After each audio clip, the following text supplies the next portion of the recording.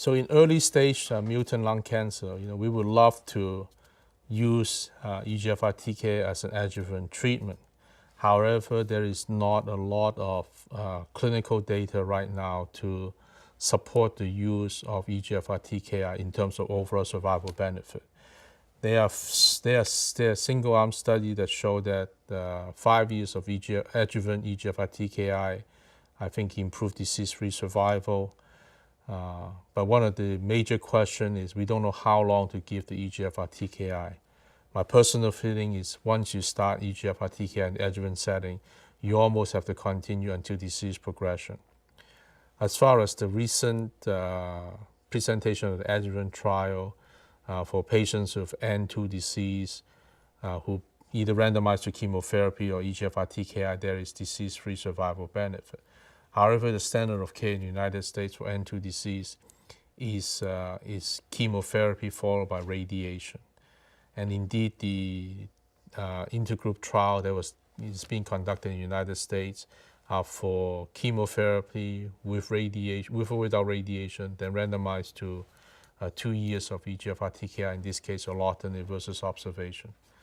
However, I don't think 2 years is enough. It's an arbitrary, we don't know whether 1 year is better than 2 years, better than 5 years, or indefinite. So the data is still we still don't know the data. There is an adjuvant trial that is conducted by AstraZeneca on osimertinib versus observation, very similar design to the adjuvant trial. That may prove that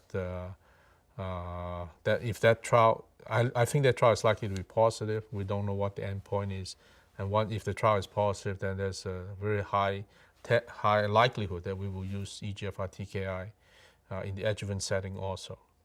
But we will wait for the result of the adjuvant study, the ADDURA study by AstraZeneca using osimertinib. I think one of the questions we need to answer is the side effects of EGFR TKI, because in my opinion, once you start, you should not stop.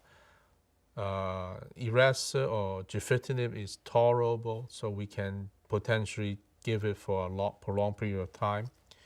Osimertinib is very well tolerated and very tolerable, and we can potentially give it until disease progression. I think now then it comes to the cost of the adjuvant treatment. If you need to continuously suppress the EGFR mutation, 5 years of osimertinib is very expensive, especially in countries where patients have to pay out of pocket for the osimertinib. In the United States, the insurance will cover the costs. So the side effects and the costs are something that we have to come to, I think, not struggle, but we have to reach a conclusion as to what to do. We still don't know yet. The side effects profile we know are pretty well tolerated for either gefitinib or osimertinib, but the duration and the cost is something that we still don't know, and it's something that we have to consider in the future when we look at all the adjuvant trials.